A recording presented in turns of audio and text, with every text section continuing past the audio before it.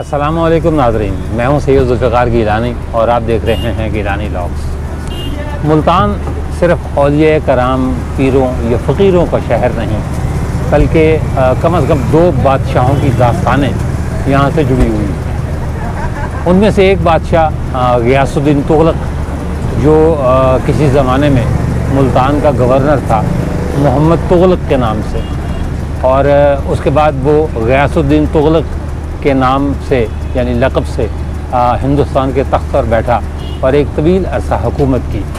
اس کی بدقسمتی کہ اس نے خواجہ نظام الدین اولیاء جیسے بزرگ سے جو ہے وہ میں تو یہی کہوں گا کہ جو ہے وہ چپکلش پیدا کر لی، اور ان کے ایک جملے کی نظر ہو گیا جسے ہم اور آپ آج بقولے کے طور پر استعمال کرتے ہیں، ہنوز دلی دور است۔ اس کا جو ایک بیک گراؤنڈ ہے یا جو اس کا پس منظر ہے وہ پھر کسی وقت صحیح، لیکن اس وقت میں جس جگہ بیٹھا ہوں یہ جگہ منسوب ہے احمد شاہ ابدالی کے نام سے۔ احمد شاہ ابدالی کو کون نہیں جانتا؟ احمد شاہ ابدالی وہ شخص تھا جو افشاری فوج میں، نادر شاہ افشار کی فوج میں ایک سپاہی کی حیثیت سے بھرتی ہوا، اور پھر جو ہے وہ آہستہ آہستہ ابدالی گھڑ سواروں کے دستے کا سالار ہو گیا۔ 4000 گھڑ سوار جو ہے وہ اس کے دستے میں شامل تھے اور وہ ان کا سردار تھا۔ 1722 میں وہ جہاں پیدا ہوا یہ جگہ وہ ہے، یعنی ملتان کو یہ اعزاز حاصل ہے کہ وہ احمد شاہ ابدالی، جس نے مغلوں کو، مرہٹوں کو، سکھوں کو اور جو ہے وہ اپنا جو ایرانی خاندان تھے، افشاری خاندان، انہیں شکست دے کر اپنی سلطنت کو مستحکم کیا، وہ اس جگہ پیدا ہوا تھا۔ اس وقت تو یہ ملتان انسٹیٹیوٹ آف کارڈیالوجی کا علاقہ ہے، لیکن اس زمانے میں یہاں سدوزئی قبیلے کے ایک شخص جلال خان کی حویلی ہوا کرتی تھی جو احمد شاہ ابدالی کا ماموں تھا۔ سدوزئی قبیلے کا مورث اعلیٰ اسد اللہ خان 1558 میں پیدا ہوا۔ اس نے اپنے علاقے کے افغان قبائل کو متحد کر کے افغانستان ایران شاہراہ محفوظ بنانے میں اہم کردار ادا کیا۔ چنانچہ ایران کے صفوی بادشاہ عباس صفوی نے اسے امیر سدو کا خطاب دیا اور قندھار کے شمال مشرق میں علاقہ صفا کی حکومت بھی عطا کی۔ یہی امیر سدو خان سدوزئی قبیلے کا جد امجد ہے۔ امیر سدو کی وفات کے بعد اس کا بڑا بیٹا خواجہ خضر خان سردار بنا، جو خواجہ خضر کے نام سے معروف تھا۔ وہ ایک درویش آدمی تھا، چنانچہ جلد ہی اس نے گوشہ نشینی اختیار کر لی اور حکومت اپنے چھوٹے بھائی خان مودود کے حوالے کر دی۔ اس کے بعد شاہ حسین سدوزئی قبیلے کا سردار بنا، مگر خضر خان کے بیٹے سلطان خداداد خان نے بغاوت کر دی۔ دونوں کے درمیان کئی خونریز جنگیں ہوئیں، جبکہ قبیلہ بھی 2 حصوں میں بٹ گیا۔ شاہ حسین مغلوں کا حامی، جبکہ سلطان خداداد خان ایرانیوں کا ساتھ دے رہا تھا۔ چنانچہ اس نا اتفاقی کا فائدہ اٹھا کر ایران کے صفوی حکمرانوں نے قندھار اور صفا پر قبضہ کر لیا۔ شاہ حسین سدوزئی کی حالت اس وقت قابل رحم تھی، کیونکہ سلطان خداداد اور ایرانی دونوں ہی اس کی جان کے دشمن بنے ہوئے تھے۔ ان دنوں مغل شہزادہ اورنگزیب ملتان کا گورنر تھا۔ وہ شاہ حسین کو ملتان لے آیا، ایک معقول رقم بطور وظیفہ مقرر کر دی اور ملتان اور رنگ پور کے علاقے میں وسیع جاگیر دے دی۔ شہزادہ علی محمد خان ملوک کی تصنیف تذکرۃ الملوک میں ہے کہ شاہ حسین سدوزئی چھوٹے قد اور کالی رنگت کا ہونے کے باوجود بڑی نخوت رکھتا تھا۔ ایک بار کسی شخص نے اس کی رنگت اور قد پر طنز کیا تو اس نے آداب شاہی کو پس پشت ڈالتے ہوئے اورنگزیب عالمگیر کے سامنے ہی اسے قتل کر دیا۔ چنانچہ اسے تمام شاہی مراعات چھین لی گئیں۔ شاہ حسین معتوب ہو کر گھر بیٹھ گیا تو سدوزئی خاندان کے معتبرین نے شاہ حسین سدوزئی کے چھوٹے بھائی سردار الاداد خان کو اپنا سربراہ تسلیم کر لیا۔ اس نے اپنی قوم کو خوب سنبھالا اور دربار شاہی سے اثر نو تعلقات قائم کیے۔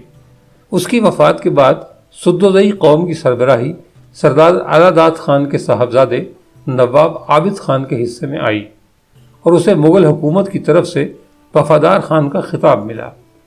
یہی عابد خان شاہ حسین سدوزئی کا وارث بھی تھا اور آگے چل کر اسی کی نسل نے ملتان پر طویل عرصے تک حکمرانی کی۔ چند روایات کے مطابق شاہ حسین سدوزئی 1682 میں ملتان آیا۔ اس نے اپنی ملتان آمد کے بعد ابدالی روڈ پر آج کے کارڈیالوجی سینٹر کی جگہ شیش محل تعمیر کرایا اور اس کے عین سامنے کڑی شاہ حسین آباد کی، جہاں اس کے قبیلے کے دیگر افراد کی رہائش گاہیں تھیں۔ شاہ حسین سدوزئی بے اولاد تھا، چنانچہ اس نے اپنے ہی قبیلے کے ایک شخص جلال خان سدوزئی کو منہ بولا بیٹا بنا رکھا تھا۔ احمد شاہ ابدالی کے والد کا نام زمان خان تھا، جو افغانستان میں ابدالی قبیلے کا سردار تھا۔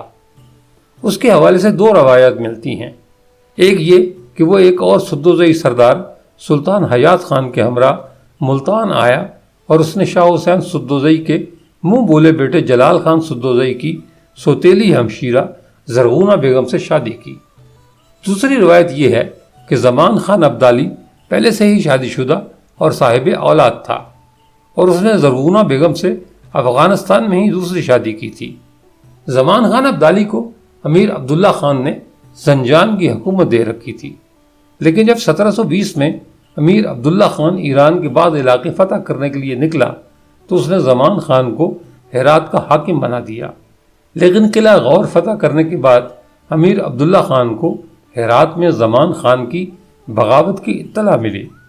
چنانچہ عبداللہ خان ایرانی علاقے فتح کرنے کا خیال ترک کر کے فوراً ہرات واپس آ گیا۔ زمان خان قلعہ بند ہو کر بیٹھ گیا، لیکن عبداللہ خان نے قلعے کے محافظین کی مدد سے ہرات فتح کر لیا اور زمان خان اپنے ساتھیوں سمیت مارا گیا۔ زمان خان کے اہل خانہ افغانیوں کے جذبہ انتقام سے واقف تھے، اس لیے وہ امن تلاش کرتے پھرتے تھے۔ اسی افراتفری میں زمان خان کی چھوٹی بیگم زرغونہ بیگم، جو ماں بننے والی تھی، اپنے بھائی جلال خان سدوزئی کے پاس ملتان آ گئی۔ یوں زمان خان ابدالی کے قتل کے 4 ماہ بعد 1722 میں احمد شاہ ابدالی پیدا ہوا۔ اس کی پیدائش کے چند ماہ بعد ہی اس کی والدہ بھی انتقال کر گئی۔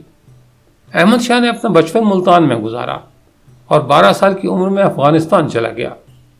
جون 1747 میں نادر شاہ افشار کے اپنے ہی محافظوں کے ہاتھوں قتل کے بعد قندھار میں لویا جرگہ نے احمد شاہ کو افغانوں کا بادشاہ منتخب کیا۔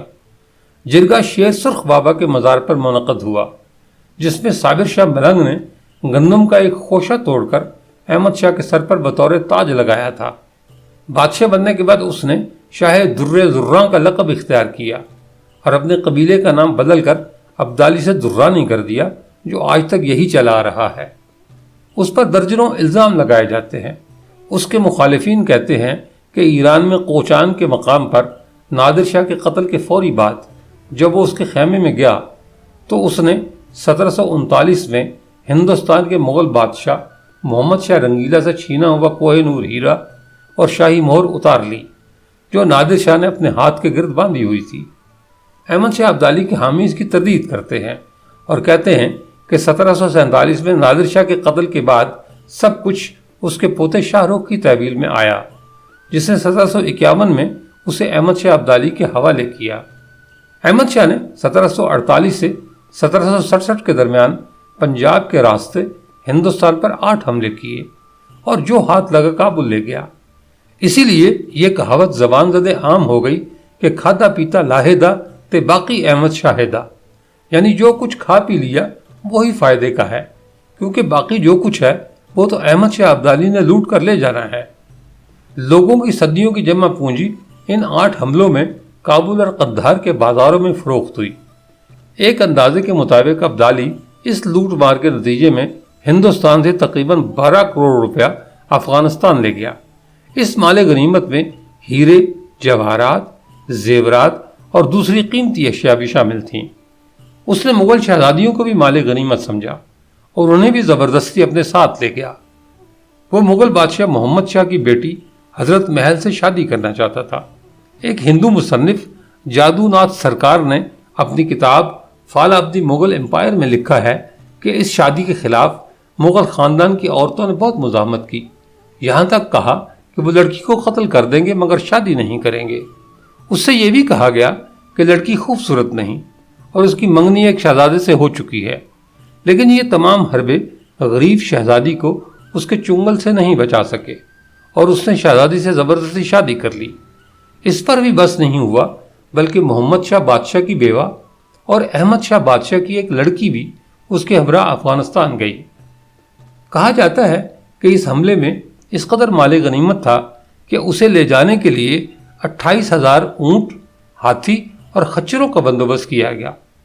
افغان فوجیوں کے ہاتھوں دلی کے شہریوں پر جو گزری اس کے بارے میں میر تقی میر ذکر میر میں لکھتے ہیں کہ شہر کو آگ لگا دی، گھروں کو جلانا اور لوٹنا شروع کر دیا۔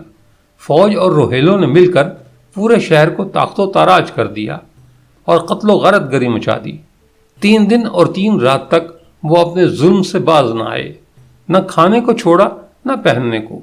شہر کے امیر امراء مفلس و نادار بن گئے، بہتوں کی عورتیں اور بچے گرفتار کر لیے گئے اور نیا شہر خاک کا ڈھیر ہو گیا۔ کہا جاتا ہے کہ احمد شاہ کو ہندوستان پر حملے کی دعوت شاہ ولی اللہ نے دی تھی۔ اس میں شک نہیں کہ احمد شاہ ابدالی نے 1761 میں پانی پت کی تیسری جنگ میں مرہٹوں کو شکست فاش دی تھی، لیکن بعض مورخین کہتے ہیں کہ اس جنگ سے مغلوں یا ہندوستان کے مسلمانوں کے بجائے ایسٹ انڈیا کمپنی نے فائدہ اٹھایا، کیونکہ جب مراٹھا طاقت ختم ہو گئی تو انگریزوں کو چیلنج کرنے والا کوئی نہ رہا۔ احمد شاہ ابدالی کے سکھوں سے بھی کئی مارکے ہوئے اور سکھوں نے نہ صرف ابدالی کی فوجوں کو شکست دی بلکہ ہزاروں ہندوستانی لڑکیوں کو افغان فوجیوں کے چنگل سے رہا کرا کے انہیں مال غنیمت کا حصہ اور لونڈیاں مننے سے بچا لیا۔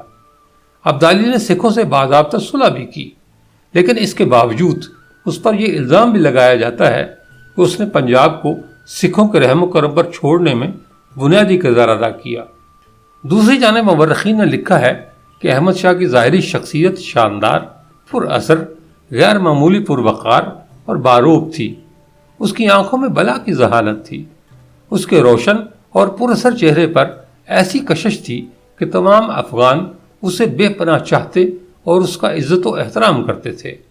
1761 میں جب احمد شاہ نے مرہٹوں کو شکست دے کر دہلی پر قبضہ کر لیا تو اس نے تاج و تخت مغل بادشاہ عالمگیر ثانی کے پاس ہی رہنے دیا۔ اس سے واضح ہو جاتا ہے کہ احمد شاہ کا مقصد صرف جہاد تھا، تاج و تخت یا دولت نہیں تھی۔ احمد شاہ ابدالی انسانیت کا کس قدر احترام کرتا تھا، اس کا ثبوت یہ ہے کہ جب پانی پت کی جنگ میں وشواس راؤ قتل ہوا تو احمد شاہ کے سپاہی اس کی لاش میں بھس بھر کر بطور یادگار افغانستان لے جانا چاہتے تھے، مگر احمد شاہ نے انہیں ایسا کرنے سے روک دیا۔ اس نے پنڈت بلوائے اور شجاعت دولہ کی زیر نگرانی لاش باعزت طریقے سے جلائی اور راکھ سونے کے برتن میں ڈال کر پیشوا بالاجی باجی راؤ ثانی کو بھجوا دی۔ بھاؤ کی لاش کو بھی تلاش کیا گیا، لاش ملی تو سر کے بغیر تھی، سر ایک سپاہی کے پاس تھا، اس کا منہ دھویا گیا، لاش برہمنوں کے سپرد کی گئی اور باعزت طور پر جلائی گئی۔ اس کی راکھ بھی سونے کے برتن میں ڈال کر پیشوا کو بھجوا دی گئی۔ ایلفنسٹن لکھتا ہے کہ احمد شاہ ہنسمکھ، شیریں زبان، ملنسار اور خوش مزاج تھا، حکومتی معاملات میں اپنی الگ شخصیت اور وقار قائم رکھتا تھا، مگر عام حالات میں اس کا رویہ عمدہ اور سادہ ہوتا تھا۔ احمد شاہ صوم و صلات کا پابند تھا، علماء اور درویشوں کی عزت کرتا، جہاں بھی جاتا بزرگوں کے مزار پر فاتحہ ضرور پڑھتا۔ پانی پت کی فتح کے بعد حضرت بو علی قلندر اور حضرت نظام الدین اولیاء کے مزارات پر حاضری دی۔ کابل سے پنجاب جاتے ہوئے پشاور کے قریب ہمیشہ شیخ عمر چمکانی کی زیارت کو جاتا تھا۔ احمد شاہ رحم دل اور سخی بادشاہ تھا، جو کچھ اس کے پاس ہوتا لوگوں میں بانٹ دیتا۔ مشرق کے حکمرانوں کی طرح ظالم نہ تھا۔ اس نے پانی پت کی جنگ سے پہلے یہ اعلان کیا کہ افغانستان کے آدمیوں میں سے کوئی ہندوستان کے ہندوؤں کے خلاف تعصب کا اظہار نہیں کرے گا، کمزوروں پر ظلم و ستم نہیں کیا جائے گا، اور نہ ہی کسی کی مذہبی اور معاشرتی رسوم پر اعتراض ہوگا۔ احمد شاہ خدا پرست تھا، اس لیے اس نے کورتش بجا لانے یا اپنے سامنے جھکنے سے منع کر دیا۔ احمد شاہ تعمیرات کا بھی شوقین تھا۔ پانی پت کی فتح کے بعد اس نے قندھار احمد شاہی کے نام سے ایک شہر کی بنیاد رکھی، جس میں 2 عمارات سب سے زیادہ خوبصورت تھیں۔ ایک وہ یادگار عمارت جس میں رسول اللہ صلی اللہ علیہ وآلہ وسلم کا خرقہ مبارک لوگوں کی زیارت کے لیے رکھا گیا تھا، دوسری عمارت احمد شاہ کا مقبرہ تھی۔ 1753 میں کابل شہر کے ارد گرد شہر پناہ تعمیر کرائی۔ 1769 میں اس نے قلعہ بالا حصار پشاور کے قریب شاہ اسحاق المعروف شاہ شہید کا مزار بنوایا۔ احمد شاہ درانی ان تمام عیوب سے مبرہ تھا جو عموماً مشرقی اقوام کے لوگوں میں پائے جاتے ہیں، مثلاً شراب یا افیون کی بدمستی، لالچ، ظلم، تعلقات میں دوغلا پن وغیرہ۔ وہ مذہب کا بڑا حامی تھا۔ اپنی رحمدلی اور فیاضی کی بدولت رعایا کے ہر طبقے میں بےحد مقبول تھا۔ اس کی زندگی کی سب سے بڑی خواہش تھی کہ اسے ولی کا مرتبہ حاصل ہو۔ اکثر موقعوں پر اس نے رب کے حضور التجا کی جو مقبول ہوئی۔ احمد شاہ سادہ زندگی گزارتا تھا۔ اس کا لباس بہت ہی سادہ ہوتا، حتیٰ کہ عمرہ اور اس میں فرق محسوس نہیں ہوتا تھا۔ احمد شاہ کے باقاعدہ کسی مکتب سے تعلیم یافتہ ہونے کا دستاویزی ثبوت نہیں ملتا، لیکن یہ حقیقت ہے کہ وہ پڑھا لکھا تھا، کیونکہ اسے تمام ملکی زبانوں پر عبور حاصل تھا۔ احمد شاہ ایک شاعر بھی تھا، جس کی شاعری میں سادہ پن پایا جاتا ہے۔ جدید افغانستان کا بانی ہونے کے ناطے اسے افغانستان میں احمد شاہ بابا کے نام سے یاد کیا جاتا ہے، لیکن ہندوستان میں وہ ہیرو نہیں بلکہ ایک ولن ہے۔ اس کے ساتھ ہی اجازت دیجیے، انشاءاللہ تعالی اگلے ولاگ میں دوبارہ ملاقات ہوگی، تب تک کے لیے اللہ حافظ۔